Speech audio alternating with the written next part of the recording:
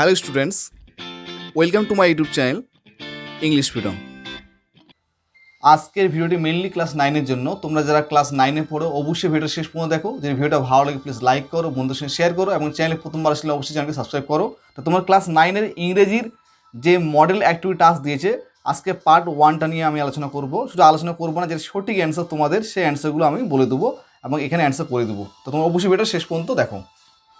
তোমাদের প্রথমে রয়েছে read the passage carefully and answer the question that follow.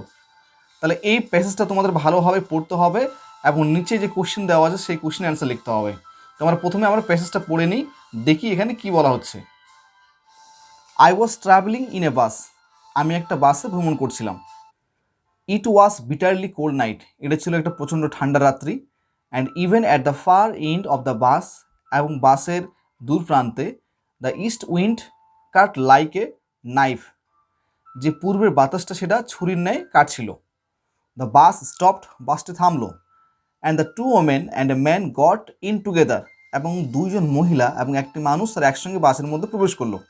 And field the vacant places, এবং ফাঁকা জায়গা, বাসের মধ্যে যে ফাঁকা জায়গা ছিল সেই জায়গাটা তারা কী করলো, পূরণ করলো।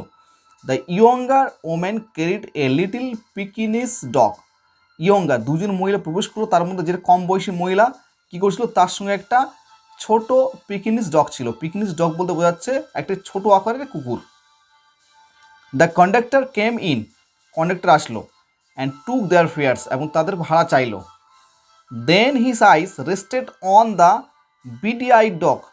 দেন হিস আইস, তখন বা তারপর তার চোখ বলতে বোঝাচ্ছে কন্ডাক্টরের চোখ। Rested on the beady eyed dog, সেই যেই কুকুরটা ছিল পিকিনিস ডগ, সেই কুকুরটার উপর পড়লো, তার চোখগুলোর উপর পড়লো। I so travel coming up. Narrator কি বলছে, আমি দেখলাম যে এবার সমস্যা শুরু হয়ে গেছে। This was the opportunity for which the conductor had been waiting. এটাই ছিল সেই সুযোগ যেটার জন্য কন্ডাক্টর অনেকক্ষণ ধরে অপেক্ষা করছিলেন। অ্যান্ড হি ইন্টেন্ডেড, এবং তিনি মনস্থ করছিলেন বা ঠিক করছিলেন, to make the most of it, এটাকে কিভাবে কাজে লাগানো যায়। I had marked him as the type, আমাকে তাকে দেখে মনে হলো তিনি এই রকমের, কীরকম, who had a general vague grievance against passengers, যার একটা জেনারেল ভেক, সাধারণ অস্পষ্ট, গ্রিভেন্স, রাগ রয়েছে কাদের বিরুদ্ধে, এগেইনস্ট প্যাসেঞ্জার, যাত্রীদের বিরুদ্ধে। Who came and sat in the bus, যারা আসে এবং বাসের মধ্যে বসে। While he shiver at the door, যখন সে দরজায় কী করছিল, কাঁপছিল। কে কাঁপছিল? কন্ডাক্টর কাঁপছিল। You must take the dog out, he said, সে বলল তোমাকে অবশ্যই কুকুরটিকে নিয়ে যেতে হবে।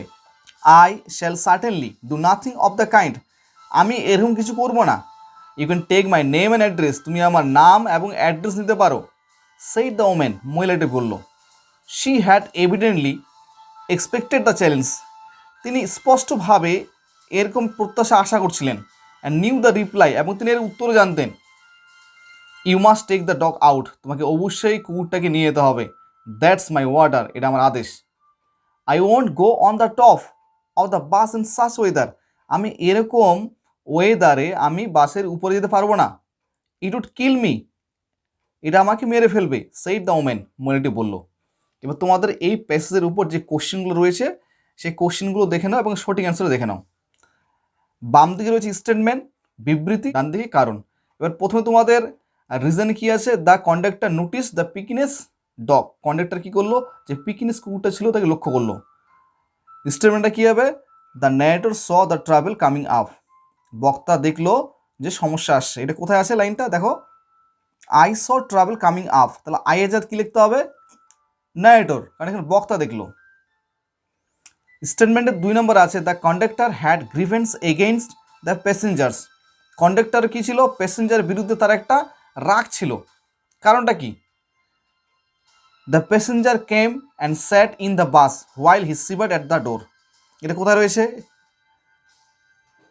প্যাসেঞ্জার কী লিখতে হবে আমাদের, the passenger came and sat in the bus while he shivered at the door. এবার 3 নম্বর স্টেটমেন্টে কী লেখা আছে, the woman did not want to go on the top of the বাস, মহিলাটি বাসের উপরে যেতে চায়নি। কারণটা কি, ইট ওয়াজ বিটারলি কোল্ড নাইট, এটা ছিল একটা প্রচণ্ড ঠান্ডা রাত্রি। প্রথমে যেটা রয়েছে লিখে দেবে এটা, ইট was bitterly cold night. 4 number reason রয়েছে, the women new the reply of the conductor order. মহিলাটা জানতো কন্ডাক্টরের উত্তরটা। কী হবে answer? She had evidently expected the challenge. তিনি স্পষ্টভাবে এই চ্যালেঞ্জটা আশা করছিলেন। She had evidently expected the challenge. তাহলে এই তোমাদের স্টেটমেন্ট রিজন হয়ে গেল। এবার তোমরা দেখো অ্যাক্টিভিটি 2, এখানে কি রয়েছে? Change the mood of narration of the following sentences. এখানে 2টা সেন্টেন্স রয়েছে, সেটা ন্যারেশন করতে হবে। 1 নম্বর কী আছে দেখো, দ্য লিটল বয়েস সেইড টু দ্য স্ট্রেঞ্জার। ছোট্ট বালকটি স্ট্রেঞ্জারকে বলল, স্ট্রেঞ্জার মানে যাকে চেনে না, অজানা ব্যক্তিকে বা মানুষকে বলল, we will not play with you. আমরা তোমার সঙ্গে খেলবো না। এবার ন্যারেশন করার জন্য তোমাদের সবাইকে দেখতে হবে রিপোর্টিং ভার্ব। এখানে সেইটটা হচ্ছে রিপোর্টিং ভার্ব, কোন টেন্সে রয়েছে? পাস্ট টেন্সে। এবার রিপোর্টিং স্পিচ অর্থাৎ যেটা ডবল ইনভার্টেড কমাতে রয়েছে, we will not play with you, এটা কি রিপোর্টিং স্পিচ। এখানে টেন্সের পরিবর্তন হবে কি হবে না? হবে। রিপোর্টিং স্পিচটা কোন সেন্টেন্সে রয়েছে? অ্যাসার্টিভ। লিঙ্কের কী পাওয়া যাবে? দ্যাট। তাহলে অ্যান্সার লেখা শুরু করবো।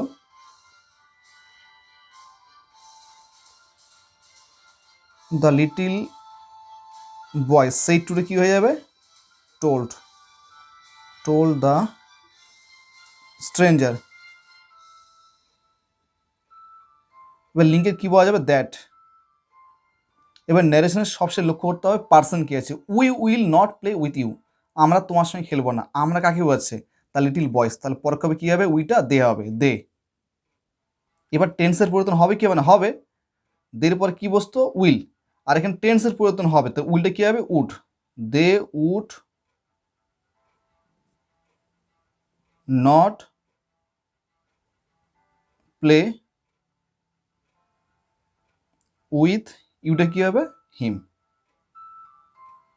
Number 2, the old lady said to her daughter. বৃদ্ধ মহিলাটি তার মেয়েকে বলল, টুডে আজ, I am preparing a clay model for you. আমি তোমার জন্য একটা ক্লে মডেল, একটা মাটির একটা পুতুল তৈরি করছি। এখানেও কী দেখতে হবে? রিপোর্টিং ভার্ব সেইড কোন টেন্সে রয়েছে? পাস্ট টেন্সে। যদি রিপোর্টিং ভার্বটা পাস্ট টেন্সে থাকে, তার রিপোর্টিং স্পিচের টেন্সের পতন হবে। এবার দেখবো রিপোর্টিং স্পিচটা কোন সেন্টেন্সে রয়েছে? অ্যাসার্টিভ। লিঙ্কের কী পাওয়া যাবে? দ্যাট। আমরা অ্যান্সার লাগা শুরু করবো। The old lady said today কী হবে? টোল্ড। Told her daughter. লিঙ্কের কী পাওয়া যাবে? দ্যাট। এবার সবসময় দেখতে হবে পার্সন, আই এম। তাহলে আইটা কাকে বোঝাচ্ছে? মহিলাকে। তাহলে কী পরোক্ষ হবে? সি হবে। আর কোন টেন্সে রয়েছে? টেন্স দেখতে হবে সবার শেষে ন্যারেশনে। I am preparing present continuous, তাহলে কী হবে? Past continuous. তাহলে এখানে কী হবে? She was preparing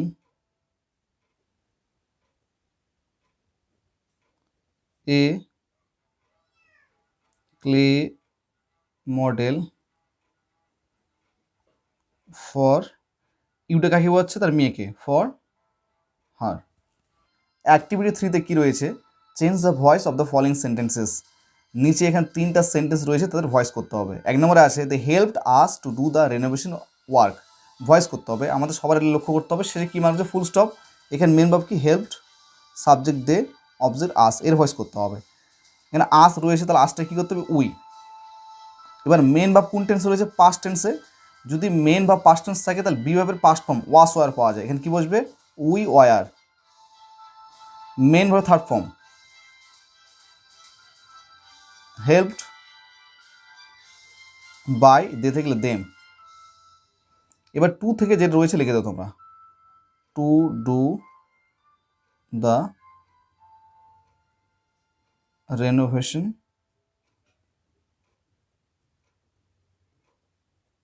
work. 2 নম্বর রয়েছে, the traveller knocks the door of the abandon house.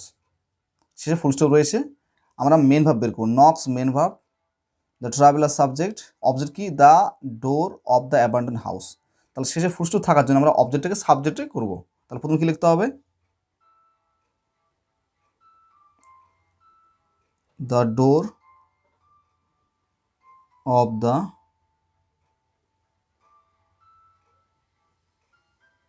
Abandon house. এবার দেখবো auxiliary verb, am, is, are, was, were, have, had, has কিছুই নেই। মেন ভাবস নক্স কোন টেন্স রয়েছে? প্রেজেন্ট টেন্স রয়েছে। এবারে যদি মেন ভাব প্রেজেন্ট টেন্সে থাকে, বি ভাবের প্রেজেন্ট ফর্ম পাওয়া যায়, অ্যাম, ইজ, আর। এখানে কী বসবে? ইস, যেহেতু এই যে সাবজেক্টটা থার্ড পার্সন সিঙ্গুলার নাম্বার, তাহলে কি হলো ইস। এবার main verb third form knocked,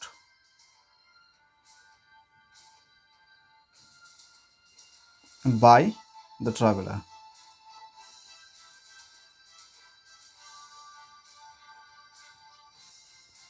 number 3, the culprit confessed his guilt. এখানে কিন্তু ফাঁকা হবে, শেষে ফুলস্টপ থাকার জন্য এখানে আমার মেন ভার্ব কনফেসড, এটা হচ্ছে main verb, the culprit subject object his guilt. শেষে ফুলস্টপ থাকার জন্য অবজেক্টটাকে সাবজেক্ট করব, তাহলে প্রথমে কী লিখতে হবে, হিজ গিল্ট।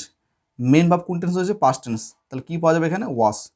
যেহেতু হিজ গিল্ট হচ্ছে থার্ড পার্সন সিনোনিম নাম্বার, তাহলে হিজ গিল্ট ওয়াস মেন ভার্বের third form confessed by the